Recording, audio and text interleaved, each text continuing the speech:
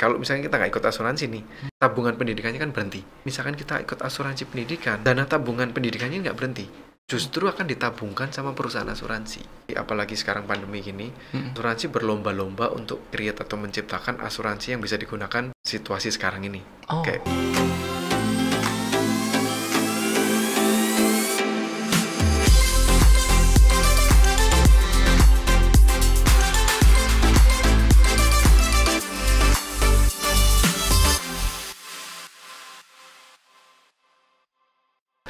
oke. Halo, selamat pagi, selamat siang, selamat sore, dan selamat malam para budak rupiah dimanapun kalian berada. Kembali lagi bersama saya Antonius Gunawan di Open BO. Obrolan penting, buka-bukaan, dan objektif. Hari ini kita nggak sendirian karena kita lagi ditemani sama seorang advisor yang sangat profesional ya di bidang asuransi. Apa kabar Pak Tommy? ya, baik. Baik Pak Tommy, sudah berapa lama Pak di asuransi Pak? Saya mulai di asuransi 2011 ya. 2011 akhir, tepatnya November sih. November berarti sudah 11 tahun, Ya, hampir 11 tahun baru ya. 11 tahun saya. Wah, luar biasa. Berarti sudah banyak sekali ya nasabah, case-case yang dilayani ya. Lumayan. Luar biasa. Cuman ya kita masih tetap harus terus belajar lah untuk. Karena kan bisnis asuransi ini kan perkembangannya cepat banget ya. Betul. Gitu. Oke. Ngomong-ngomong masalah asuransi, hari ini kita bakalan bahas asuransi dari sudut pandang yang sedikit beda ya. Dari mungkin yang teman-teman sekalian, para budak rupiah pernah tahu asuransi seperti apa, kita hari ini bakal kupas tuntas dari sudut pandang yang agak berbeda. Nah, kalau misalnya kita ngomong dari segi asuransinya sendiri, benernya asuransi itu penting apa enggak sih Pak Tommy? Gini, asuransi dibilang penting. Kalau dibilang nggak penting, tergantung dari mana kita melihatnya. Oke. Kenapa saya bisa bilang penting? Karena gini, buat orang yang punya berpenghasilannya itu pas-pasan, biasanya ditanya dulu nih, mana yang lebih penting dulu nih, asuransi atau kita nabung uang dulu? Asuransi atau nabung uang? Nabung uang tentunya. Nah, kalau saya sebagai advisor keuangan, saya jawabnya akan lebih penting asuransi. Oh ya? Karena apa? Karena kalau misalkan kita kan bekerja nih, kerja kan kita dapat uang, dapat income kan ya. Betul. Nah, kalau kita nggak punya asuransi, ketika kita terjadi resiko sama kita, kok pengeluaran tiap hari kan tetap keluar nih. Apalagi kalau kita yang sudah berkeluarga, ya kan pasti kan ada biaya keluarga apa segala macam, anak apa segala macam. Nah, kalau kita nggak punya asuransi, kita mengandalkan uang dari income kita, sedangkan kita sudah nggak bekerja, otomatis stop loh pendapatan keluarga kita. Masuk akal. Nah, kalau kita punya asuransi, otomatis dengan kita beli asuransi kan kita punya uang pertanggungan ya namanya ya. Gampangannya adalah, bahasa gampangnya adalah warisan lah. Warisan. Nah, ada sesuatu, kalau terjadi sama kita ada sesuatu, misalkan resiko kematian, itu keluarga yang kita tinggalkan akan mendapat santunan tadi itu. Nah, santunan tadi itu kita bisa pakai untuk biaya hidup atau untuk modal kerja mungkin buat istri gitu kan. Bisa juga kan. Ini berarti kalau kita melihat sudut pandang dari asuransi jiwa berarti barusan Pak ya? Betul, asuransi jiwa. Lalu kalau misalnya kita ngomong sendiri, belakangan kan kita sering dengar kasus rame-rame masalah asuransi Pak ya? Yang sampai heboh beberapa kali di media massa, sampai dia dibawa ke persidangan. Banyak yang mensalahartikan asuransi itu investasi. Itu gimana Pak ya? Kalau misalnya kita ngomong dari sudut pandang seorang advisor sendiri nih, gimana? Baik. Di asuransi pun ada yang namanya unit link ya, kita ngomong ya. Unit link itu juga sebenarnya unit link itu ada 3 komponen sebenarnya. Pasti ada asuransi jiwanya kan, namanya asuransi pasti nggak lepas dari asuransi jiwa.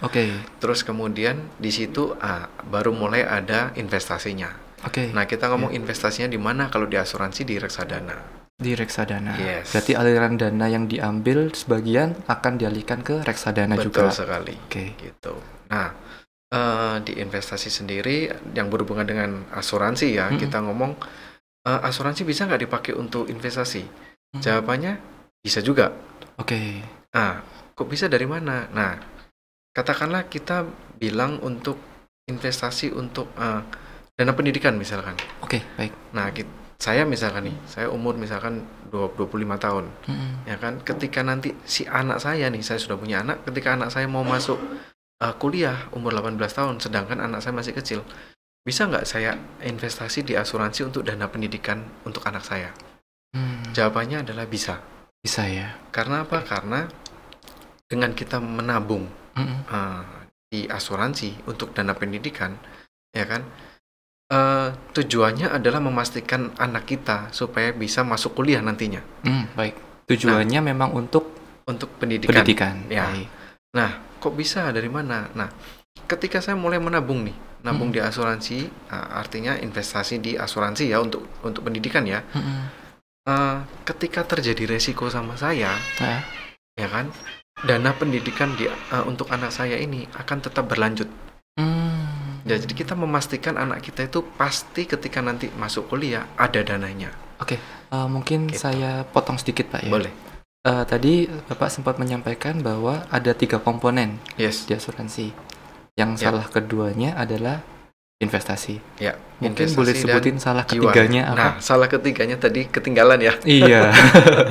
Yang ketiga adalah kesehatan. Kesehatan ya. Jadi tadi asuransi, investasi dan kesehatan. Nah, ini kita bisa kombinasikan. Kita bisa kombinasikan untuk jadi satu produk.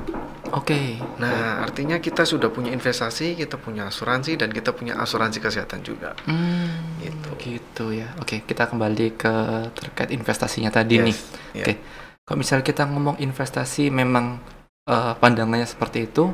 Lantas kenapa Pak kok bisa sampai kemarin heboh seperti itu ya? Nah, kalau saya melihatnya kemarin itu mungkin salah persepsi ya, atau mungkin salah edukasi di awalnya. Betul. Oke. Nah, artinya kita berharap misalkan nih, kita beli asuransi, kita bayar premi nih. Misalkan contohnya nih 12 juta setahun. Oke. Ya kan? Terus ini ada investasinya juga, ada asuransi jiwanya juga, ada asuransi kesehatannya juga, misalkan. Berarti rangkap-rangkap 3 komponen ini jadi satu nih misalkan. Nah, seiring berjalan waktu kita nabung terus setiap tahun sampai 10 tahun nih. Oke. Nah, ketika 10 tahun kita berharap kan kita namanya nabung, ya kan? Namanya nabung 12 juta kali 10 tahun 120 juta kita berharap. Harusnya gitu ya. Ya kan? Oke. Nah, ternyata di tahun ke-10 nilai investasi kita nggak segitu. Bahkan mungkin bisa setengahnya. Kok bisa seperti itu, gimana ceritanya? Nah, di dalam produk asuransi terutama di unit link itu ada yang namanya biaya-biaya. Iya, di dalam investasinya. Salah satunya adalah cost of insurance. Itu apa? Biaya asuransi. Itu. Biaya asuransi terdiri dari apa? Berdiri dari kalau kita beli asuransi unit link, kan ada asuransi jiwanya. Iya. Nah, untuk misalkan nih saya beli asuransi jiwa senilai misalkan 1 miliar rupiah. Artinya kalau terjadi resiko sama kita, tutup usia, meninggal dunia, 1 M-nya akan cair. Cairnya kemana? Ke ahli waris yang ditunjuk. Itu termasuk komponen dari unit link-nya ya? Betul. Nah, beli asuransi uang pertanggungan tadi senilai 1 M itu ada namanya cost of insurance. Biaya asuransinya. Berarti asuransi di dalam asuransi? Lebih tepatnya biaya di dalam asuransi. Baik. Jadi tidak di luar premi ya. Di luar premi ya. Di luar premi ya. Berarti ada premi asuransi sendiri, ada biaya asuransi sendiri. Yang masuk ke uang penanggungan tadi, yang biaya dari asuransinya. Premi asuransinya. Nah, premi asuransinya tergantung kita punya, misal kita tentukan dulu nih, mau uang pertanggungan berapa, mau warisan berapa misalkan. Mau gampangannya mau santunan berapa lah kita kalau misalkan terjadi risiko, mau ninggalin berapa sih ke keluarga gitu. Nah, itu nanti akan berdasarkan usia juga ya. Sama gender tentunya. Gender adalah jenis kelamin, misalkan mau pria atau wanita gitu. Nah, itu nanti kalau sudah ketemu kita tentukan, oh ya saya lagi butuh uang pertanggungan 1 M misalkan. Nah, itu akan keluar preminya berapa. Nah, yang saya maksud di sini biaya itu apa? Biaya tergantung besaran uang pertanggungannya. Atau besaran uang santunannya lah ya kita ngomong. Baik. Kita mau beli uang santunan 1 M sama uang santunan 100 juta misalkan. Itu beda. Baik. Biayanya beda. Itu yang satu. Terus ada juga biaya akuisisi. Ya. Biaya akuisisi ini biasanya kalau di unit link itu antara 1 sampai 5 tahun. Tergantung 1 sampai 5 tahun. Iya, tapi di sini saya nggak bahas Iya, iya. produknya ya, biar nggak Iya. terlalu dalam kita Baik. masuk.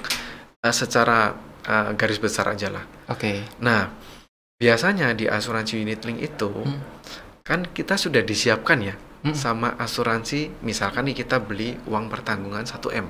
Baik. Asuransi sudah menyediakan uang 1M ketika kita bayar uang 12 juta. Ketika kita bayar premi 12 juta. Udah disediakan. Sudah dari disediakan. awal. Baik. Nah, tapi asuransi, perusahaan asuransi akan mengambil biaya akuisisi tadi itu. Salah satunya ke situ. Besaran uang pertanggungannya itu akan mempengaruhi besaran biaya asuransinya atau cost of insurance tadi. Oh, seperti itu ya. Gitu. Jadi cukup banyak biaya-biaya yang mungkin tidak disampaikan oleh advisor yang jual asuransinya pada awal. Jadi mungkin faktornya banyak hal ya. Mungkin si advisornya sudah jelasin, nasabahnya mungkin lupa karena sudah 10 tahun yang lalu. Atau mungkin advisor keuangannya lupa nyampein, ya kan? Dia sampein yang enak-enak aja misalkan. Nah, terus ditagih nih 10 tahun kemudian, loh, uang saya kok jadinya segini. Nah, itu yang saya pikir ribut-ribut kemarin itu penyebabnya itu sih. Karena ada miskomunikasi yang cukup besar ini ya, berarti gapnya. Gitu. Untuk mensiasati adanya miskomunikasi ini dari Pak Tommy sendiri, biasanya gimana nih penyampaiannya ke nasabah? Nah, kita harus tahu dulu nih kebutuhan nasabah apa. Nah, dengan cara apa? Kita bisa gali, kita bisa tanya income-nya dia atau pengeluarannya dia. Tapi kadang nih, kalau kita tanya ke orang, income berapa sih? Biasanya sensitif kan? Nah, lebih baik kita ngomong pengeluaran berapa sih sebulan. Gitu. Pengeluaran pengeluaran yang pasti ya. Kayak misalkan biaya operasional rumah. Terus transportasi, listrik apa segala macam lah. Kalau ada kartu kredit, cicilan kartu kredit, nah itu juga dimasukkan ke pengeluaran tiap bulan. Mention juga di pengeluaran ya. Kita bisa cari tahu di situ dulu kebutuhannya berapa, baru kita bisa hitungkan kebutuhannya dia berapa. Oh, seperti itu. Gitu. Baik. Kita ngomong di lingkup milenial mungkin sekarang ya. Milenial zaman sekarang ini kan identik sama pendapatan yang berkisar di angka UMR. Biasanya Pak ya. Siap. Kira-kira angka berapa nih Pak yang wajar harus disisihkan oleh milenial supaya mereka paling nggak bisa nyoba dulu nih berasuransi ya? Iya. Idealnya sih menurut sumber yang saya dapat ya, itu 10-20% dari penghasilan bulanan kita. 10-20%. Yes. Let's say misalnya nih gajinya 3 juta. Ya. Berarti 300.000 harus disisihkan untuk asuransi. Iya. Ada produknya, Pak? Misalnya. Ada ya. Asuransi itu fleksibel. Pak Anton, jadi tergantung kita kebutuhannya apa dulu nih. Ya, asuransi mulai dari ratusan ribu kita ngomong sampai jutaan juga ada. Kalau kita ngomong minimal ya, minimal dari 150.000 sampai minimal 340.000 itu ada juga. Oh, ada juga? Ada juga. Wow, berarti nggak usah ngerogoh kantong terlalu dalam juga ya buat mulai untuk berasuransi ya? Betul sekali. Gitu. Kalau misalnya nih, tadi kan kita sempat ngomong banyak sekali miskomunikasi di unit link ya. Untuk ada nggak sih produk asuransi yang nggak perlu sampai seribet itu pakai unit link? Sekarang mungkin lebih ke populer ya. Sebelum masuk ke situ saya jelaskan dulu. Boleh. Mungkin asuransi ini terdiri dari hanya terdiri dua jenis asuransi. Dua jenis asuransi. Yes. Yang pertama zaman dulu itu asuransi tradisional namanya. Tradisional Pak. Asuransi tradisional. Terus seiring berkembangnya zaman, asuransi unit link yang kedua. Unit link. Jadi cuma ada dua ini sebenarnya. Berarti asuransi unit link tradisional itu... dan asuransi unit link. Baik. Nah, kalau asuransi tradisional, ini asuransi yang biasanya zaman dulu itu cuma asuransi jiwa. Murni asuransi jiwa. Berarti asuransi tradisional biasanya dipakai khusus untuk asuransi jiwa. Betul, kalau zaman dulu. Ya. Baik. Nah, seiring perkembangan zaman, sudah ada mulai, asuransi nggak cuma asuransi jiwa nih. Ada asuransi kesehatan kan. Nah, mulai sekarang ada asuransi kesehatan yang sifatnya tradisional juga. Nah, bedanya apa dengan asuransi di unit link? Kadang tuh orang mikir, kalau saya beli asuransi, ya kan, uang yang saya bayarkan nih, tiap tahun atau tiap bulan misalkan ya, mau bulanan atau tahunan boleh. Itu kalau kita tidak terjadi resiko, biasanya kan uang hangus. Iya, betul. Benar ya, Betul, kayak betul. misalkan kita beli asuransi mobil nih. Iya. Asuransi mobil kita baik-baik, nggak ada kecelakaan, ya udah, uang hangus. Iya, benar. Ya kan? Nah, seiring berjalannya waktu, orang itu nggak mau nih yang uang hangus aja. Nah, gimana kalau misalkan ada pengembalian? Pengembaliannya dari mana? Dari investasi tadi. Makanya diciptakan asuransi unit link. Jadi unit link Gitu. ini dikembangkan karena ada kebutuhan seperti itu Ya. di awal ya. Ya, betul. Baik. Gitu. Jadi berarti tidak wajib dong ya hukumnya pakai Tidak unit wajib, link? tergantung kebutuhan kebutuhan ke nasabah lagi. Oke. Let's say kalau misalnya kita ngomong ada unit link dan ada yang tradisional. Ya. Kalau secara apa namanya? Secara keuntungan bagi nasabah. Ya. Pak Tommy lebih prefer yang mana? Nah, kalau saya pribadi tergantung ke orang-orang masing-masing dari sudut pandangnya ya. Tapi kalau saya memilih pribadi adalah asuransi tradisional. Secara pribadi, Ya. Pak Tommy lebih menyarankan yang tradisional. Ya, karena apa? Karena kalau misalkan kita tradisional, misalkan kan, kita butuhnya asuransi jiwa nih. Oke. Ya udah kita ambil asuransi jiwa aja. Baik. Atau kita butuhnya cuman kesehatan nih, ya kita ambil asuransi kesehatan. Oke. Tanpa kita tambahkan ada investasinya di situ. Jadi murni asuransi aja ya. Betul. Karena Berarti apa? secara uang UP-nya pun lebih maksimal Pak ya harusnya. Betul. Kebalik. Oh, kebalik. Kalau misalkan kita menggabungkan antara asuransi jiwa dengan investasi, nanti nggak fokus. Nggak fokusnya di mana? Nanti investasi kita nggak berkembang secara maksimal. Oh, justru investasinya yang nggak berkembang Iya. ya. Jadi kita pastikan asuransi jiwa kita tersendiri, investasinya kita juga tersendiri. Oh gitu. Gitu. Baik. Jadi kalau misalnya kita ngomong lebih baik, lebih ideal berarti kalau misalnya memang difokuskan asuransi ya, asuransi tradisional aja. Iya, betul. Oke. Gimana nih selama masa pandemi kemarin kita bilang ya Pak ya? Selama masa pandemi kemarin kan cukup banyak dari beberapa brand asuransi yang menghadirkan produk khusus untuk pandemi. Yes. Lalu kemudian tren itu perlahan menghilang. Ya kan? Produk-produk itu ada kemudian hilang. Jadi kalau menurut Bapak, kenapa sih Pak kok bisa muncul ada tren itu?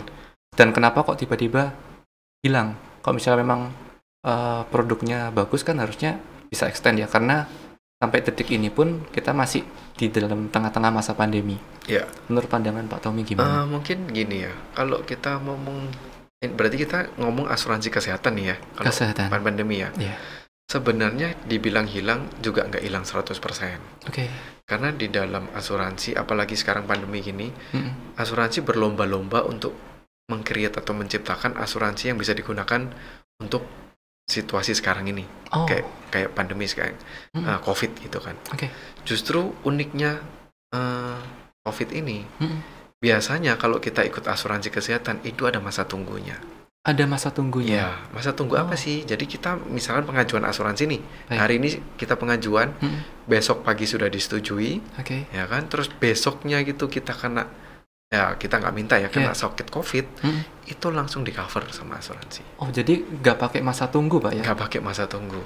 Gitu. Siap. Karena mungkin perusahaan asuransi juga melihat COVID ini juga pertama ya penyakit yang bisa dibilang mematikan lah ya, betul. Atau bahaya lah. Mungkin resikonya memang nggak setinggi tingkat kematian di penyakit jantung dan lain-lain. Cuman kan daya tularnya mungkin cepat dan infeksinya juga sedikit berbahaya kan. Iya, betul. Dan itu juga mungkin perusahaan asuransi ngelihatnya nggak biaya yang dikeluarkan nggak sedikit gitu. Makanya dia kita putuskan kalau misalkan kalau orang nasabah kita kena asuransi, kita bisa langsung cover gitu, tanpa ada masa tunggu. Itu sampai sekarang masih ada beberapa produk yang cover seperti itu juga berarti Pak?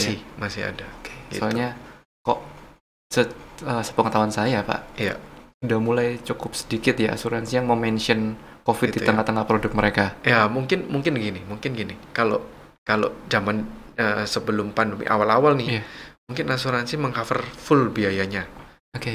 Gini, sebelum masuk ke sana kan kadang COVID kalau kita kena COVID kan ada yang opname, ada yang isolasi mandiri. Iya, betul. Nah, kalau yang opname pasti diganti. Ya kan, kalau kita ambil asuransi pasti diganti.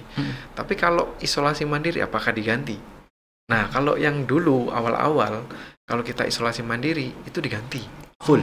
Baik. Jadi isolasi mandiri di rumah biayanya berapa diganti full? Diganti full. Ya. Wow. Nah, mungkin sekarang berubah kali ya. Jadi nggak diganti full tapi diganti sekian gitu. Jadi ada plafonnya sekarang. Berarti produknya yang berubah, Pak ya? Ya. Oke, apa itu berarti orang yang sudah ngambil produk tersebut di periode sebelumnya bisa menikmati produk yang sama seperti yang dijanjikan di awal atau berubah, Pak? Ngikut. Jadi gini, kalau di perusahaan asuransi yang saya tahu dia ngikuti perkembangan penyakitnya, perkembangan dari segi ekonominya gitu. Jadi setiap bulan direview. Gitu. Jadi walaupun kita sudah ikut beberapa periode yang lalu, iya. Begitu ada kebijakan baru sekarang, ikut berubah sesuai dengan kebijakannya. Iya, betul. Cuman di cover nggak? Tetap di cover.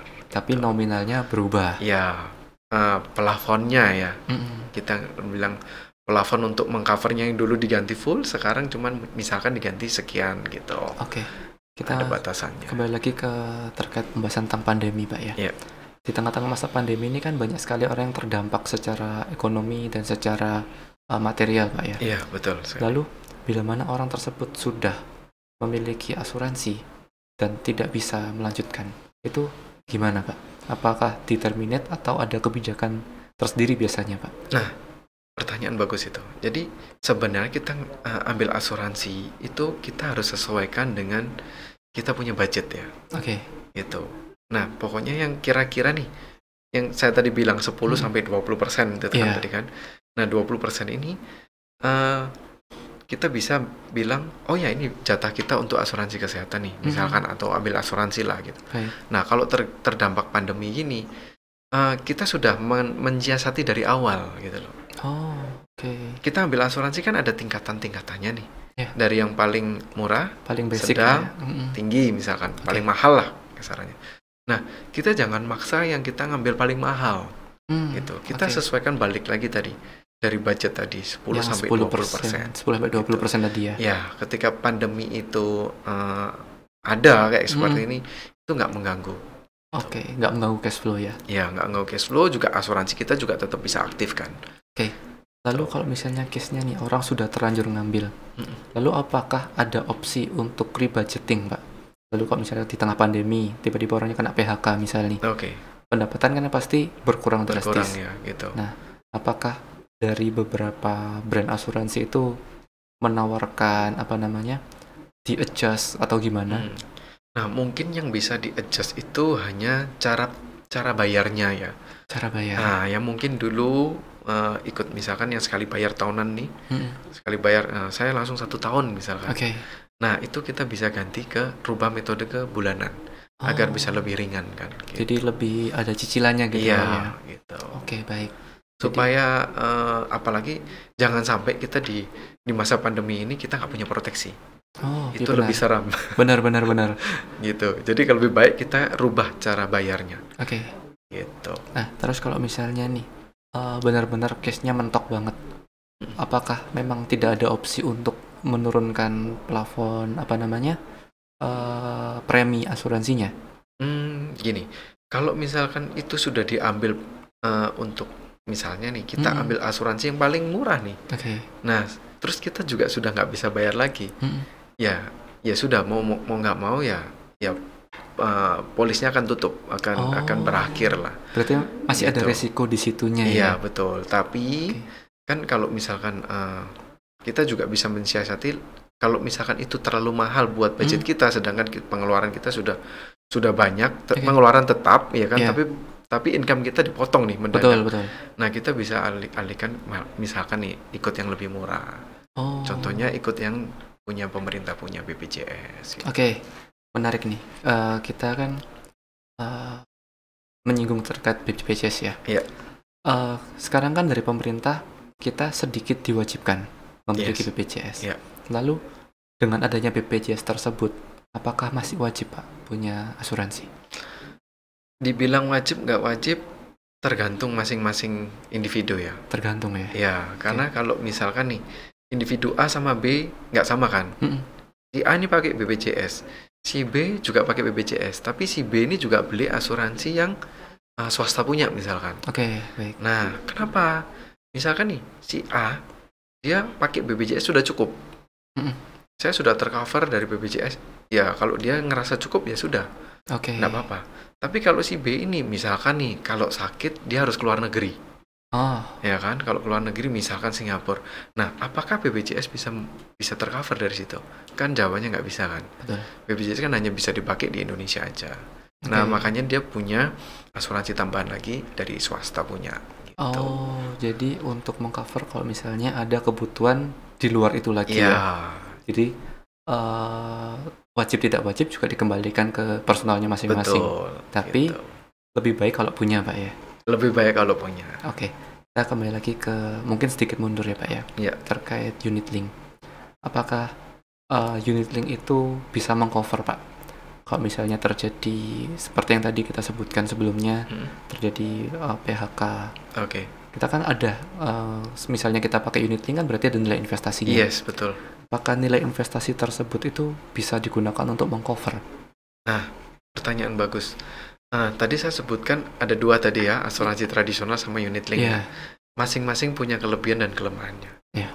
Itu. Kalau tradisional, artinya kita harus bayar premi, ya kan? Kalau kita mau di cover asuransi, ya kita harus bayar premi. Oke. Ya kan?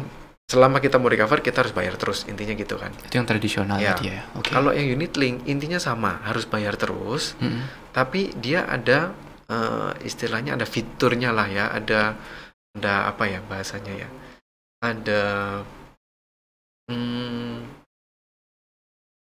ada fitur cuti premi. Oh, cuti premi itu gini, misalkan ya, kita kan pakai unit link ya, tiap tahun kan kita bayar nih, sampai 10 tahun misalkan. Nah, tahun ke-11 misalkan nih, kita kok mendapatkan misalnya lagi turun nih, tapi sedangkan asuransi tetap harus bayar. Nah, saya nggak mau bayar dulu deh, boleh nggak? Boleh. Nah, itu nanti dari mana? Harusnya tahun ke-11 kan bayar nih. Nah, dia ambilkan dari investasi kita untuk bayar tahun ke-11. Untuk membayarkan premi kita berikutnya. Gitu. Oke, baik. Lalu, syarat-syarat supaya bisa dapat hak cuti premi itu apa, Pak? Nah, itu tentunya kita harus ada nilai investasinya kita yang sudah terbentuk ya. Oke. Itu, misalkan tahun ke-10 nih kan sudah ada investasinya. Ya kan? Nah, tahun ke-11, hasil investasi yang kita sudah ada tadi itu diambil untuk membayar tahun ke-11. Gitu. Oh, tapi yang namanya cuti premi kan cuti kan hanya untuk sesaat ya, nggak bisa untuk selamanya. Selama hasil investasinya ini cukup untuk membayar kita punya cuti premi, ya nggak apa-apa kita cuti premi. Oke. Tapi kalau hasil investasi kita ini habis, ya kita mau nggak mau harus bayar lagi. Oh. Gitu. Ini yang harus kita luruskan ya. Kadang nasabah itu taunya bayar cuma 5 tahun aja, bayar cuma 10 tahun aja. Beberapa produk asuransi yang saya dengar menawarkan seperti itu sih. Ya. Oke. Sebenarnya itu bukan seperti itu. Jadi yang namanya asuransi harus bayar seumur hidup. Oke. Tapi ada namanya tadi itu, cuti premi tadi. Cuti premi ya. Selama investasi kita cukup untuk membayar premi kita, ya kita bisa cuti premi. Berarti nggak ada yang namanya asuransi cuma bayar berapa tahun seumur hidup itu? Berarti sebenarnya ada, tapi tergantung produknya juga ya. Gitu. Nggak semua dipukul rata gitu. Jadi kita harus balik lagi nih, kita harus rajin-rajin buka polis dan baca. Wah, gitu. Dan jangan sungkan-sungkan untuk nanya ke agennya atau advisor tadi itu. Omong-omong terkait unit link, Pak ya. Iya. Biasanya rasionya berapa sih, Pak, yang diterapkan pembagian antara investasi di unit link dan asuransinya tersebut? Normalnya berapa sih? Macam-macam ya. Jadi kadang ada yang investasi kita mau yang lebih bagus. Nah, asuransi jiwanya kecil aja nggak apa-apa gitu. Jadi tergantung kemana kita mau punya kebutuhan ya. Kita mau ya kayak contohnya tadi dana pendidikan, otomatis kan jiwanya kan juga menyesuaikan kan. Jadi lebih ke arah ke investasinya. Gitu. Mungkin bisa ke 70-30 gitu. Kalau secara idealnya berapa, Pak, yang disarankan? Kalau idealnya sih jiwa investasi juga bagus ya. Harus ambil tengah-tengahnya ya. 50-50. Idealnya berarti harus 50-50. Yes. Jadi kan kita sempat banyak nyinggung cukup banyak jenis-jenis asuransi, Pak ya. Iya. Mulai dari asuransi jiwa, asuransi pendidikan, Iya. asuransi kesehatan. Iya. Kenapa sih Pak kok sampai dibeda-bedakan seperti itu? Gini, mungkin kalau dari pengalaman saya ya, Oke. nggak semua orang itu mampu membeli langsung sekaligus. Oh. Dari sisi nasabah ya. Nah, kalau ditanya, Pak, lebih penting mana sih, asuransi jiwa dulu atau asuransi kesehatan dulu?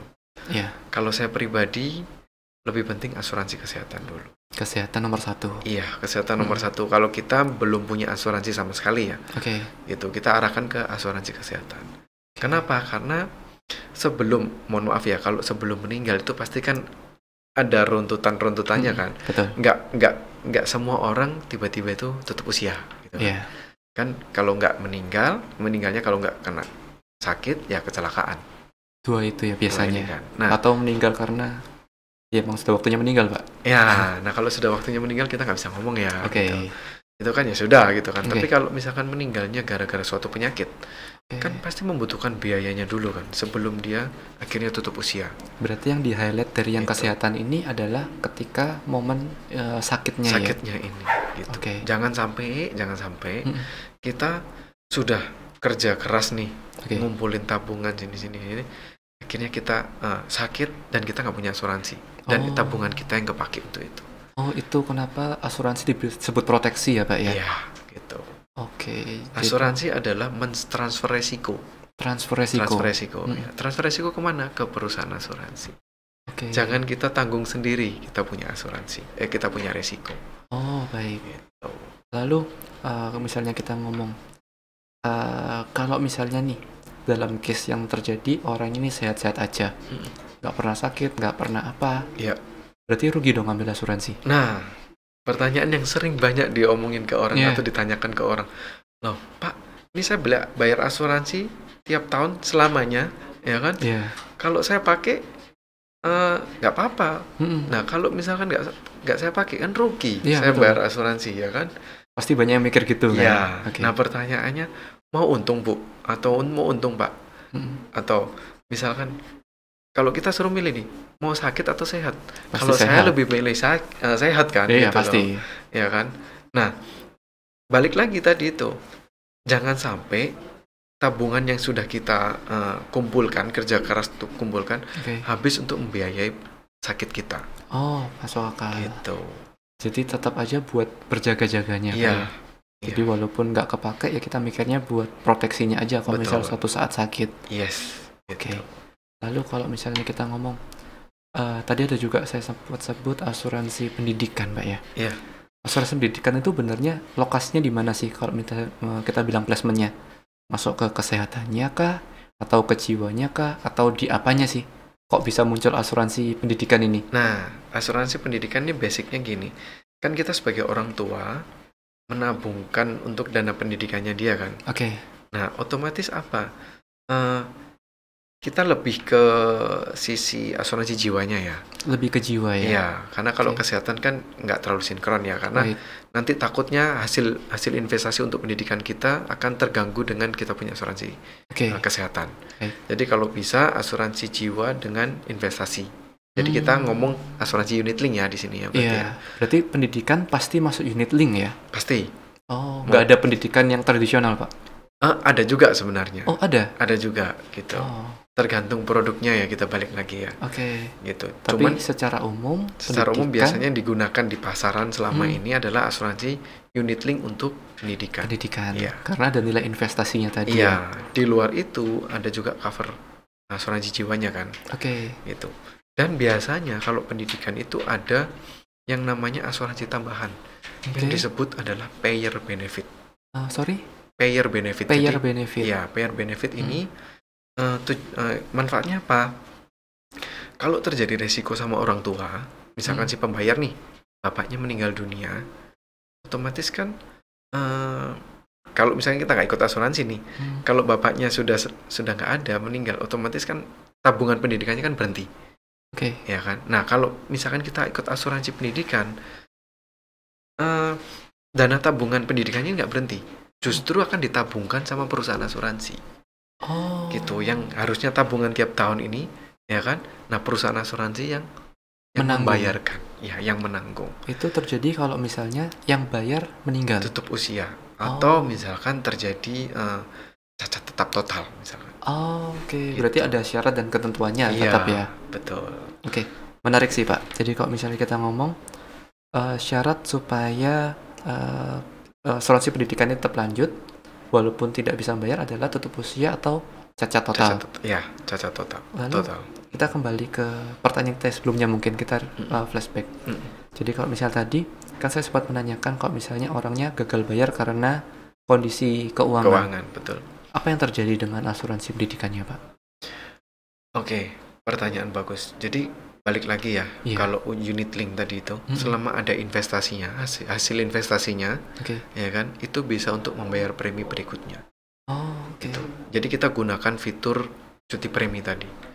Itu sampai kan kita nggak mungkin dong kita misalkan nih amit-amit kita kena PHK kan, kita nggak cari kerja lagi kan, nggak mungkin. Kita kan pasti akan mulai melamar lagi dari awal, betul. Gitu kan. Nah, kalau sudah kita punya pekerjaan lagi, kita dapat income lagi, nah kita mulai bayar lagi. Gitu. Seperti itu ya. Berarti kalau misalnya kita ngomong asuransi pendidikan, berarti yang diproteksi itu bukan anaknya ya, tapi dari yang bayar. Dari sisi pembayarnya. Berarti kalau misalnya ada apa-apa dengan yang bayar, baru di santunannya masuk ke anak. Iya, betul. Dengan syarat apa Pak? Bisa cairnya nanti.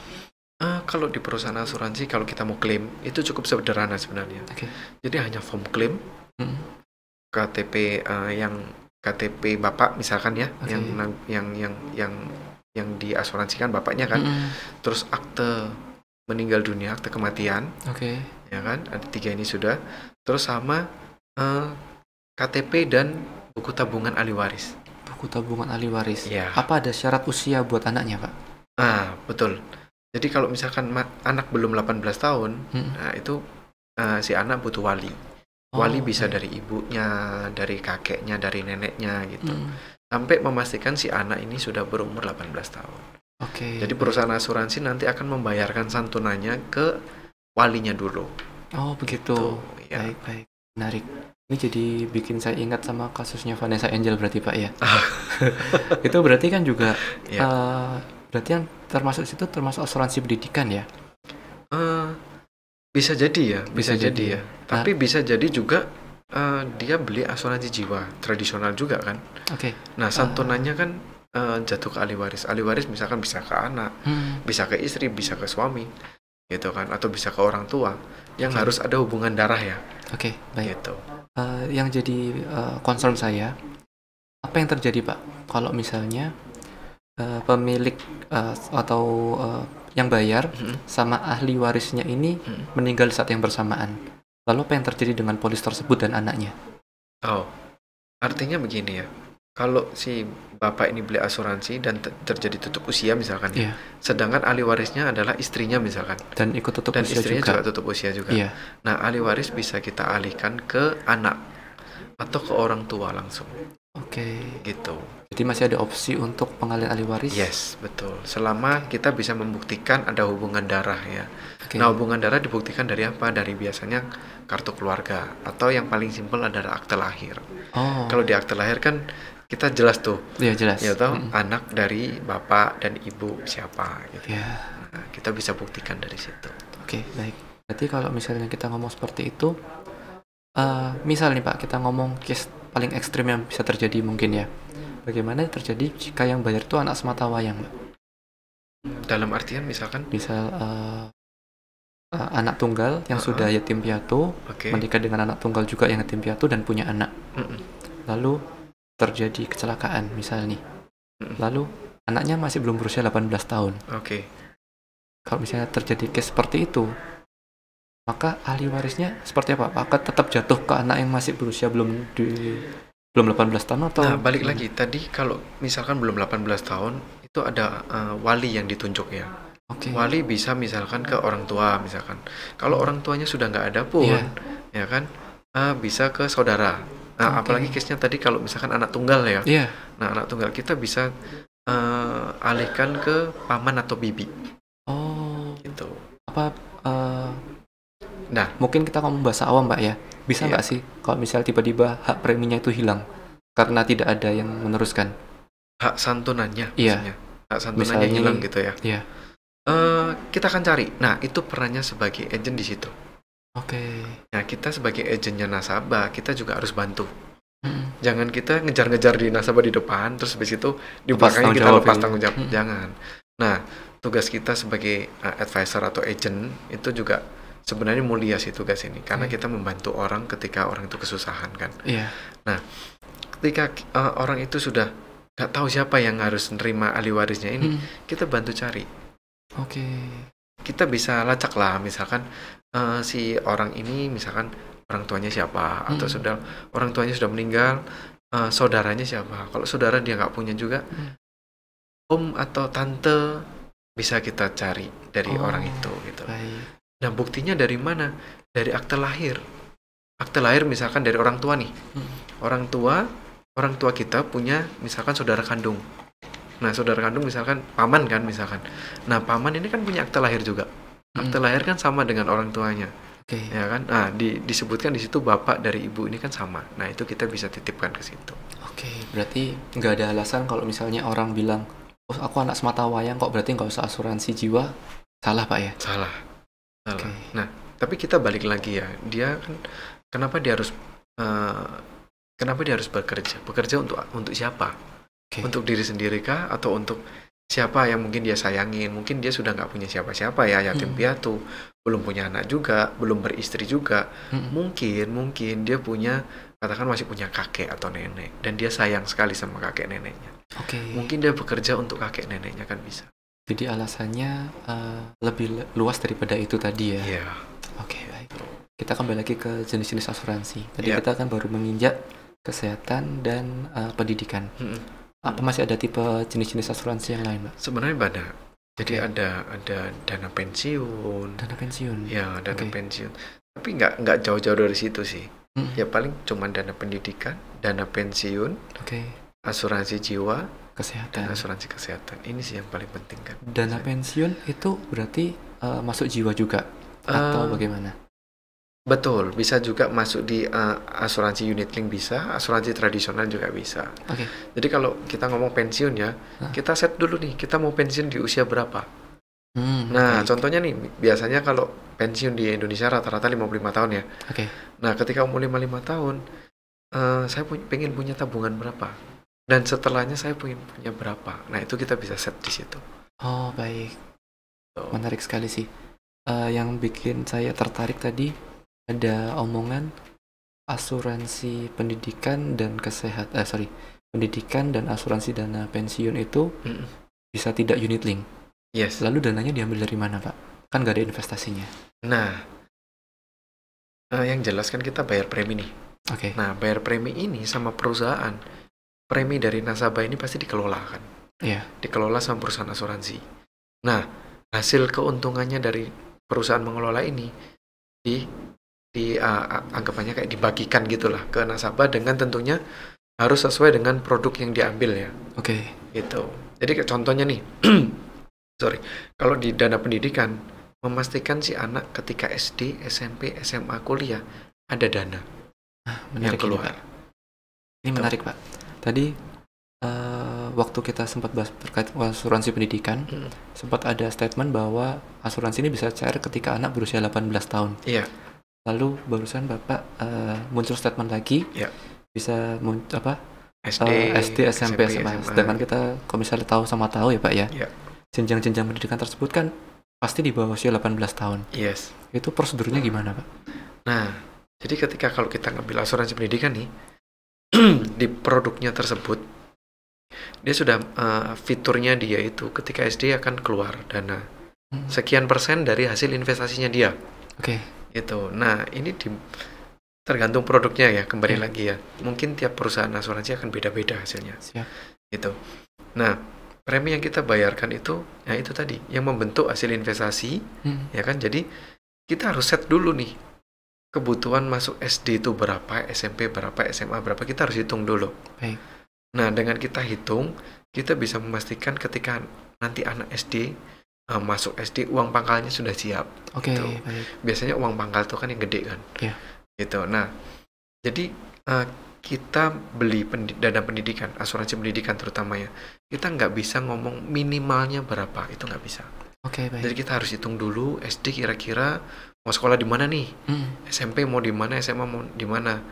Nah, juga kita harus lihat dulu mau di sekolah negeri atau swasta atau internasional. Beda-beda juga kan. Nah, dari situ kita hitung dulu. SD kira-kira kalau saya di negeri saya butuhnya segini, SMP segini, SMA segini. Nah, kita hitung, setelah kita tahu nilainya baru kita akan ketemu preminya. Kita mulai nabung berapa nih untuk setahunnya. Baik. Gitu. Oke. Mungkin sedikit pertanyaan dari saya sendiri, Pak ya. Yeah. Oke. Di dalam komponen unit link itu ada komponen investasi. Yeah. Menurut Bapak lebih menguntungkan mana sih? Andai kata kita mengambil asuransi beserta dengan unit linknya, atau asuransi tradisional dan uangnya kita pisah dengan investasi sendiri, lebih baik yang mana? Balik lagi ke individunya masing-masing ya. Balik lagi ke individu.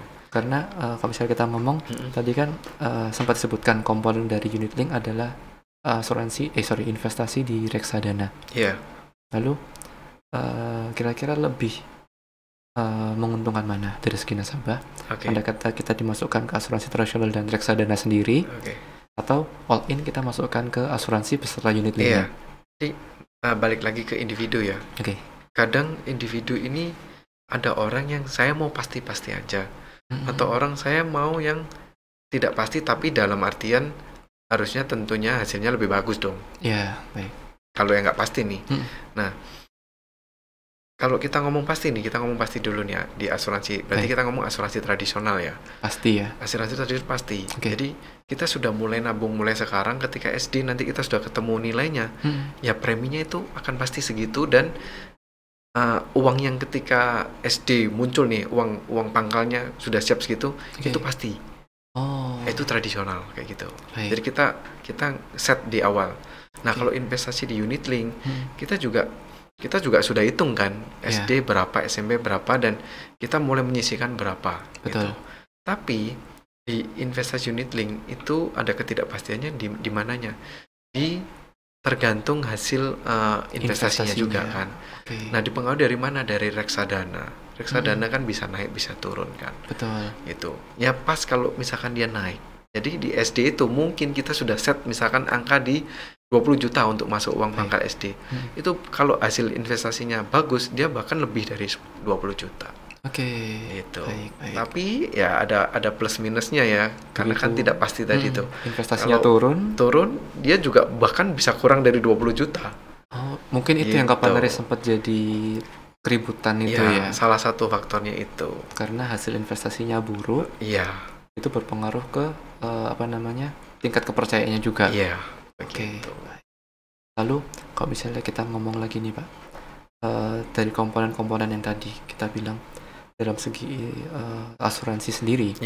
Asuransi sendiri kan tadi Bapak kelompokkan jadi 4 asuransi utama ya. Jiwa, kesehatan, pendidikan, dan asuransi dana pensiun. Menurut Bapak yang dari keempat ini yang paling minim dimiliki oleh nasabah itu selain kesehatan apa Pak? Yang pertama tentunya pastinya kesehatan ya. Kesehatan dulu ya. Kalau sudah kesehatan sudah punya, kita harus punya asuransi jiwa. Berarti urutannya habis kesehatan asuransi jiwa. Nah, setelah ini terserah sih mau pendidikan dulu, mau pensiun dulu, terserah gitu, masing-masing gitu. Tapi kalau saya pribadi mungkin lebih ke arah pendidikan dulu kali ya. Pendidikan dulu sebelum jiwa atau setelah jiwa? Setelah jiwa. Jadi kesehatan, jiwa, pendidikan, dan pensiun. Baik. Gitu. Berarti tetap nomor satunya di kesehatan dulu. Tetap. Kalau misalnya ada yang mikir gini Pak, kalau misalnya kesehatan kan kita sudah disupport sama BPJS kesehatan. Boleh nggak di skip langsung ke jiwa? Balik lagi ke kita ya. Kalau kita ngerasa BPJS kita sudah cukup untuk meng-cover kita punya asuransi kesehatan, ya nggak apa-apa, kita skip aja ke jiwa. Gitu. Jadi tidak diwajibkan kesehatan dulu Pak ya? Nggak diwajibkan. Tapi kalau misalkan kalau saya pribadi suruh tanya, penting mana BPJS sama asuransi swasta? Dua-duanya sama penting. Cuman lebih nyaman mana aja, gitu aja pertanyaannya. Oke, baik, gitu. siap. Karena kalau di asuransi swasta kita boleh milih bebas mau di rumah sakit manapun boleh. Oke, gitu. baik. Ini kan barusan kita bahas terkait asuransinya dulu nih. Oke, kalau misalnya dari Pak Tommy, ini kata kita sedikit beralih, mungkin kita sudah paham terkait asuransinya. Mungkin kalau misalnya mau lebih dalam, mungkin kita bisa buat sesi baru. Boleh. Nah, selanjutnya kita lanjut ke, menurut Pak Tommy, tips untuk memilih agen asuransi yang baik itu gimana sih, Pak? Oke. Karena selama masa pandemi ini kan cukup banyak agen dadakan, advisor dadakan. Jadi karena kena PHK, kena apa, mereka banyak yang beralih ke agen, baik agen properti maupun asuransi. Kalau misalnya Pak Tommy sebagai profesional advisor sendiri, tips dari Pak Tommy gimana? Jadi gini, jadi tentukan kalau misalkan nih kita kenal sama orang yang jadi agent gitu ya. Kita kalau sudah kenal itu lebih baik. Tapi pastikan juga dia juga menguasai di bidang ini gitu. Baik. Jangan sampai dia cuman asal jadi agent aja gitu kan. Terus dia tidak mau belajar, tidak mau mengupdate diri gitu kan. Jangan pilih seperti itu. Nah, pastikan juga agent yang kita percaya untuk polis kita nih, untuk mengelola polis kita, pastikan yang mudah dihubungi. Yang mudah dihubungi? Iya.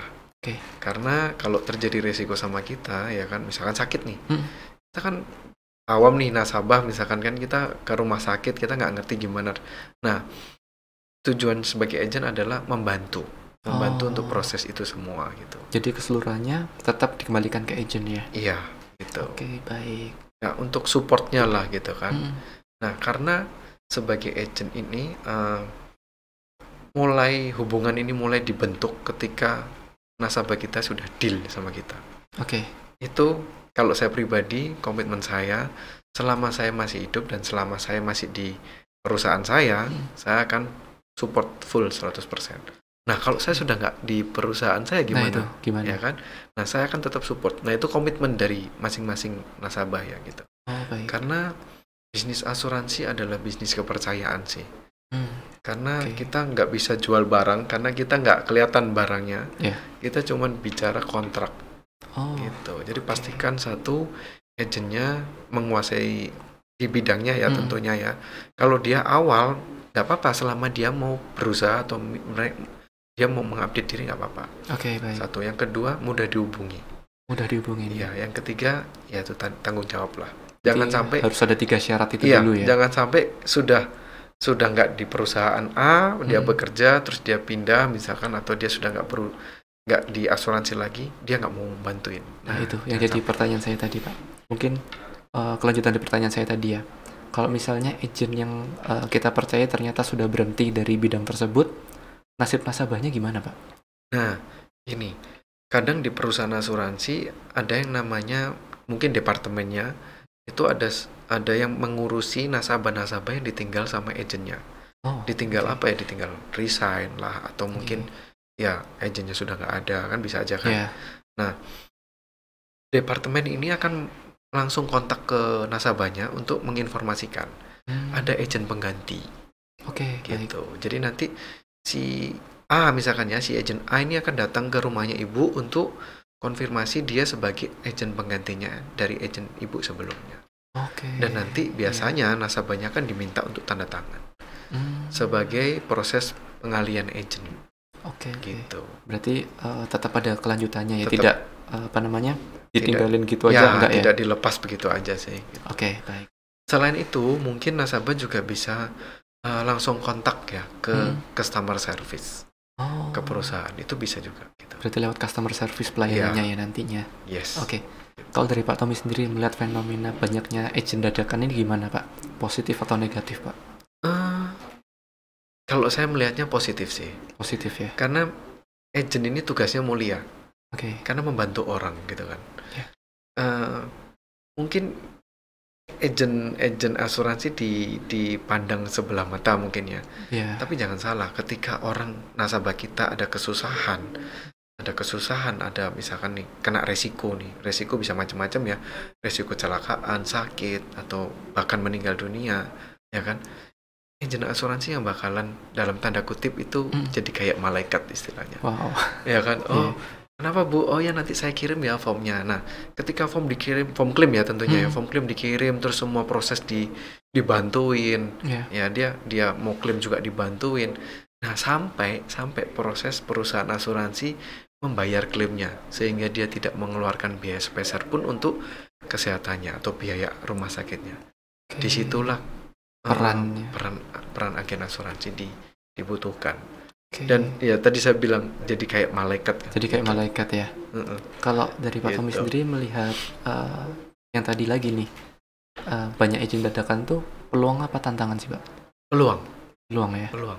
Justru karena semakin banyak kompetitor semakin jadi peluang untuk Bapak. Iya, peluang untuk mengembangkan diri mungkin banyak ya. Mungkin banyak dari pandemi ini banyak yang PHK mungkin ya. Mungkin dia juga bisa mengambil kesempatan di dunia asuransi untuk memulai bisnisnya. Gitu. Jadi ada bisnis di tengah di dalam asuransi juga ya. Iya gitu. Tapi tentunya kita kalau sudah terjun di dunia asuransi, apalagi kita sebagai agen, kita juga harus benar-benar memulai dengan serius sih. Jangan coba-coba lah gitu. Coba boleh tapi cobalah dengan serius. Soalnya kan banyak orang yang masuk karena terpaksa karena nggak ada pekerjaan. Iya. Nah, berarti itu masuk peluang ya buat Bapak ya? Peluang. Oke. Kita ngomong masalah peluang nih Pak. Sebenarnya apa sih menariknya jadi agen asuransi? Kalau agen asuransi, percaya nggak percaya ya? Iya. Ada salah satu teman saya di asuransi, di perusahaan saya ini, dulunya dia itu jualan keripik. Jualan keripik. Dia mulai jualan keripik, terus ada temennya yang ngajak untuk join jadi agen asuransi. Dia melihat peluang bisnisnya kan cukup besar kan di dunia asuransi kan. Nah, dia mulai terjun di situ. Terus dia itu bilang sama orang tuanya, Bu, saya minta izin, saya mau berhenti dari jualan keripik. Jualan keripik ini bukan jualannya sendiri, tapi dia sebagai sales. Iya. Jualin produknya orang, dia nyales gitu kan. Nah, reseller berarti Pak ya? Bukan reseller juga. Dia kerja di perusahaan keripik itu, dia seller, karyawan. Door to door. Gitu kan. Nah, habis itu dia bilang sama ibunya, sama orang tuanya, saya mau resign dari sales saya, dari pekerjaan saya sekarang gitu kan. Terus ibunya tanya, "Loh, kamu keluar dari sini terus masuk ke dunia asuransi sebagai agen, kamu dapat gaji pokok atau enggak?" Gitu kan. Oh, enggak dapat Bu, kita dapatnya komisi. Gitu kan. Terus ibunya mulai bilang, kamu jangan main-main loh ya. Ini kan tidak ada gaji pokok. Terus kamu mau makan dari mana kalau nggak ada pekerjaan, kalau nggak berhasil berjualan kan. Dari situ dia meyakinkan ibunya, memang teman saya di asuransi ini memang dia semangatnya luar biasa ya, dan dia bekerja keras. Baik. Mulai dari awal masuk join sampai setengah tahun kemudian, dia mencoba untuk menawarkan asuransi ke teman, ke kolega, ke door to door bahkan ya. Gak ada satupun yang mengambil. Tidak ada satupun nasabah yang dia dapat. Nah, akhirnya mulai bulan ke-7 dan seterusnya, dia mulai menuai hasilnya. Dari yang bulan 1 sampai 6 ini, dari yang ditolak mulai cari. Tapi tentunya dengan ya kita harus keep kontak terus ya. Maksudnya kita harus berhubungan dengan nasabah yang sudah pernah kita tawarin. Tetap di follow up terus. Di follow up. Dari situ dia mulai dapat nasabah, mulai sampai akhirnya sekarang ini penghasilannya dia Pak dalam 1 bulan itu 350 juta. Wow. Dari jadi agen asuransi. Iya. 1 bulan 350 juta. Menarik sekali. Dreamnya dia memang nggak didapatkan dengan mudah. Dia sudah bekerja sekitar mungkin 8 atau 9 tahun. Itu. Padahal kalau misalnya kita kerja kantoran pun belum tentu ya dapat ratusan juta dalam sebulan ya, walaupun sudah 9-10 tahun ya. Iya. Wow. Makanya ini peluang kalau saya bilang. Saya bilang peluang karena penduduk dunia 240 juta sekian kan ya. Yang ngambil asuransi itu masih 20%. Kalau nggak saya koreksi ya kalau saya salah ya nanti ya. Gitu. Jadi peluangnya masih besar. Oke, Gitu. itu kan kita ngomong peluang dari yang sudah asuransi. Nah, Ya, dengan banyaknya kita ngomong orang yang sudah berbondong-bondong jadi agen asuransi, apakah masih terbuka peluang untuk sukses di asuransi, Pak? sangat terbuka lebar. Walaupun banyak sekali kompetitor ya. Yes.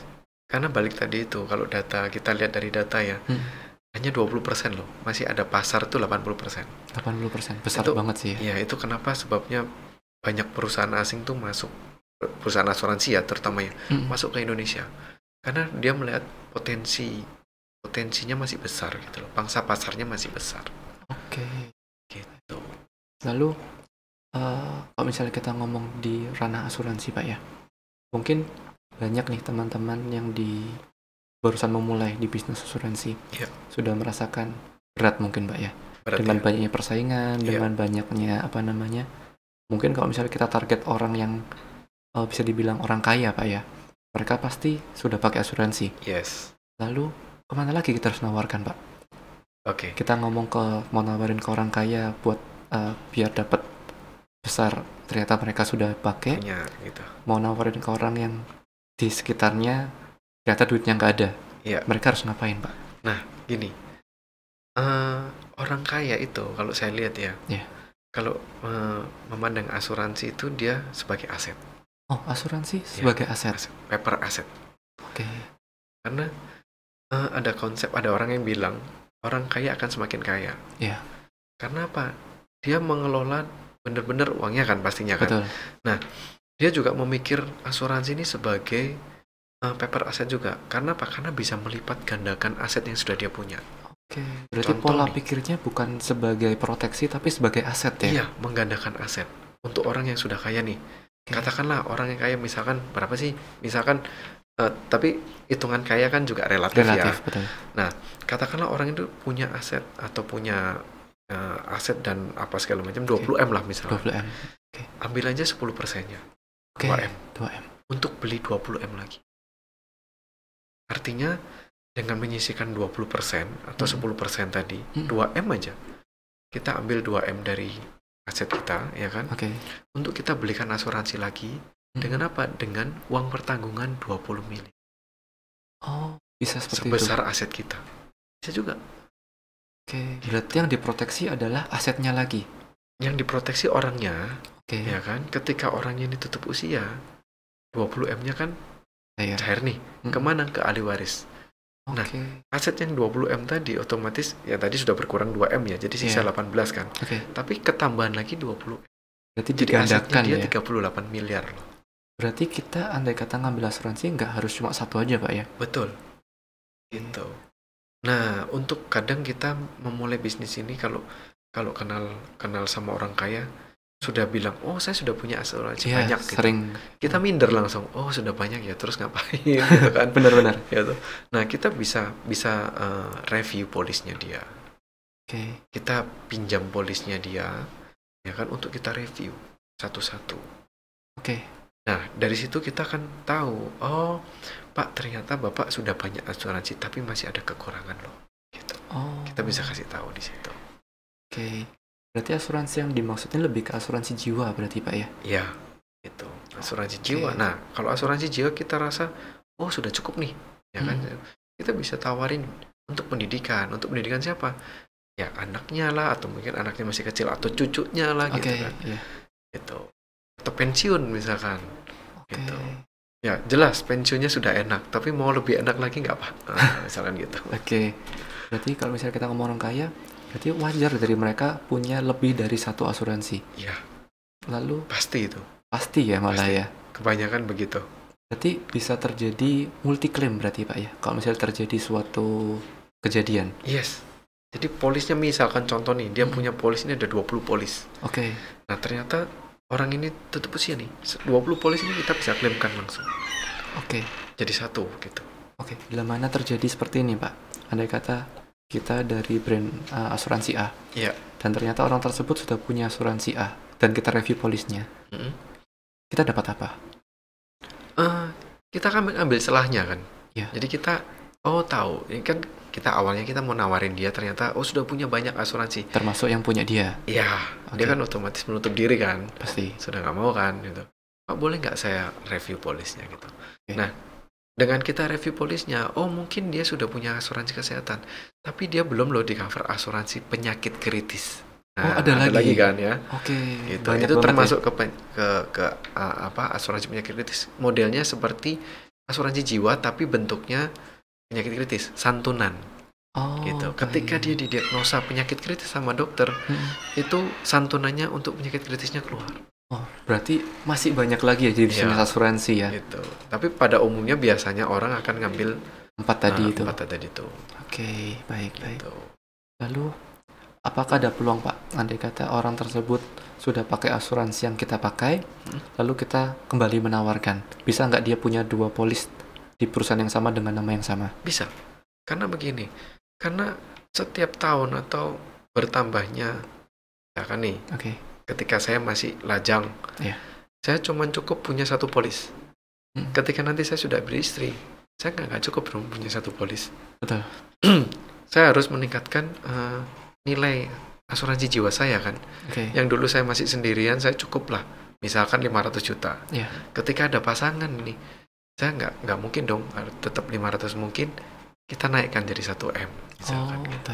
Belum lagi kalau kita nanti punya anak. Gitu. Jadi kasarannya begini, kalau misalkan kita sendirian, payung kita 1 cukup. Tapi kalau sudah berkeluarga, nah nggak mungkin kan payung kita 1. Mungkin bisa 2 atau 3. Nah, sama kayak asuransi. Bisa kita beli polis 1 bahkan lebih. Gitu. Menarik sekali Pak ya.